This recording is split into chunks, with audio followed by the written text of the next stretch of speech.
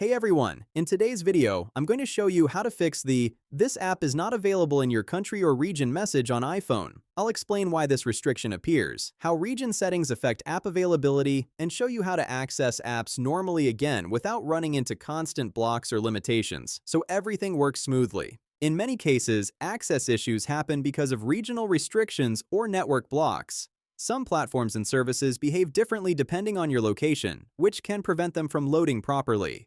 One of the most effective ways to solve this is by using a VPN, which allows your connection to appear as if it's coming from another country. A VPN works by routing your internet traffic through a secure server in a different region. Instead of websites seeing your real location, they only see the VPN server's IP address.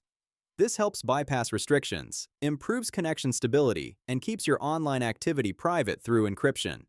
To get started, click the link in the pinned comment, which will take you to the official VPN website. Scroll down to the Choose Your Device section and select the system you're using, such as iOS or Android. Then tap Download to install the VPN app on your device. After installing the app, open it and find the option called Enable Free Trial and select it. This allows you to unlock full VPN access for a limited time without paying up front. Complete the quick setup process, and once it's done, you'll have temporary access to the premium features so you can test everything risk-free. After that, simply choose the country you want to connect to based on your needs and connect to the server. When the connection is active, refresh the app or website you were trying to access, and it should now work. To sum it up, using a VPN is one of the simplest and most effective ways to bypass restrictions, access blocked content, and maintain a stable, private connection. It takes only a moment to set up and works across multiple devices.